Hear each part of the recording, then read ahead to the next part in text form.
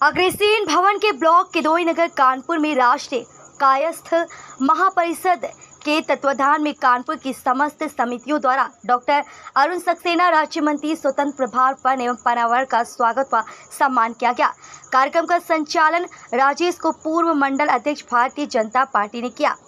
मंत्री डॉक्टर अरुण सक्सेना ने कायस्थ एकता पर विचार किया और संगठन को मजबूत देकर प्रसन्नता व्यक्त की और कहा कि समस्त कायस्थ बंधुओं से अपील है कि समाज में अपने स्थान अग्रणी करने के लिए राजनीति में अपना योगदान अवश्य दें, अपने समाज को राष्ट्रीय स्तर पर बुलंदियों पर स्थापित करें। मयंक श्रीवास्तव राष्ट्रीय अध्यक्ष राष्ट्रीय कायस्थ महापरिषद ने कहा कि समाज में युवाओं का स्तर ऊंचा उठाने के लिए युवा लोग नौकरी की तरफ न बढ़ें बल्कि अपने व्यापार करके और लोगों को रोजगार देने के योग्य बने। इस कार्य के लिए समस्त कायस्थ भाइयों को आश्वासन देता हूं कि सदैव तत्पर रहूंगा। इस कार्यक्रम में मुख्य रूप से उपस्थित पूर्व अध्यक्ष पूजन समिति सतीश निगम, पूर्व विधायक नरेश श्रीवास्तव, पंकज श्रीवास्तव, राम उग्रह श्रीवास्तव, पंकज श्रीवास्तव, दीपक श्रीवास्तव, पप्पू सिन्हा, शेखरानंद एवं केडी कुमार आदि उपस्थित रहे।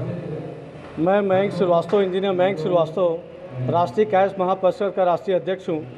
आज कानपुर में ये कायस्थ का प्रोग्राम रखा गया कायस्थों के लिए। इस प्रोग्राम का मेन उद्देश्य है कि कम से कम हमारे कायस्थ संगठन के लोग कायस्थ लोग एक साथ इकट्ठे होकर कायस्थ समाज की बात करें। और दूसरी बात, मेरा मेन उद्देश्य ये है इस कार्यक्रम रखने के लिए कि हम शिक्षित लोग जो कायस्थ समाज के लोग हैं, जो परेशान, उनको नौकरियां नहीं मिल रही हैं, उनको नौकरी कैसे मिले। हमने उनको यही एडवाइस कर रहे हैं कि भाई आप अपने को एम्प्लॉय को बनना चाहते हो, आप एम्प्लॉयर बनो। मैं एज ए मयंक श्रीवास्तव मैं आप सभी को हर एम्प्लॉयर बनाने के लिए तैयार हूँ। आप अपनी नौकरी छोड़ के आप उद्योग लगाओ।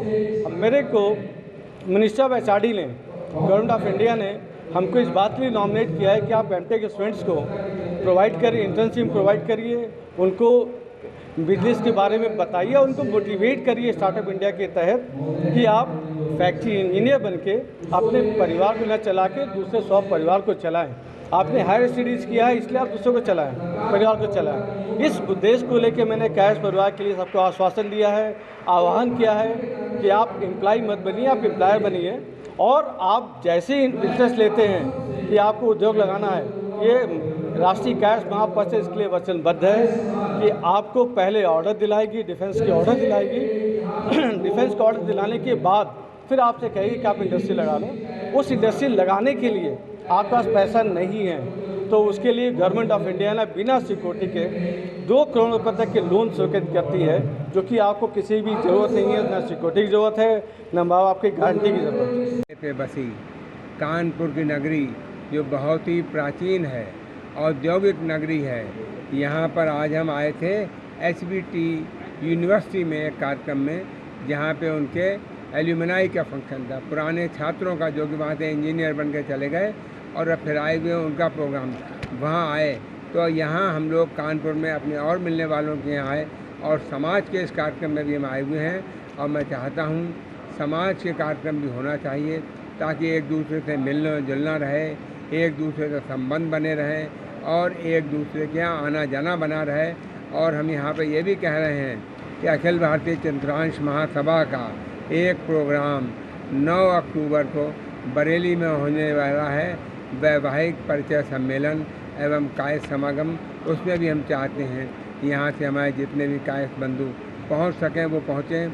और साथ ही साथ इस अवसर पर एक डायरेक्टरी भी छपेगी जिसमें विवाह योग युवक एवं युवतियों का परिचय होगा। उसमें उनके बारे में एज, हाइट, वेट, क्वालिफ़िकेशन, उनके परिवार की, कोई काम करता है तो फिर क्या इनकम, इस तरह का पूरा बायोडाटा होगा ताकि हम शादियां करवाने में लोगों को आसानी हो सके, जोड़े ढूंढने में आसानी हो सके। क्योंकि आजकल हमारे परिवार में शादियों में अक्सर परेशानी होती है। विवाह सही वर वधू का चयन भी आसान काम नहीं है। हमारे कायस्थ सभाएँ, खासकर अखिल भारतीय तंत्रांश महासभा इस परेशानी को समाज की दूर करने के लिए एक बड़ा कार्यक्रम 9 अक्टूबर का आयोजित कर रही है और उसमें मैं समझता हूँ ज़्यादा से ज़्यादा लोग यहाँ से भी पहुँचेंगे। देखिए ऐसा है, हमारी पार्टी के अंदर जाति के आधार पर नहीं, उसके काम के हिसाब से और जनता में उसके द्वारा की गई सेवाओं के हिसाब से टिकट का वितरण होता है और पार्टी जिसे टिकट देगी उसका हम सहयोग करेंगे, उसका समर्थन करेंगे।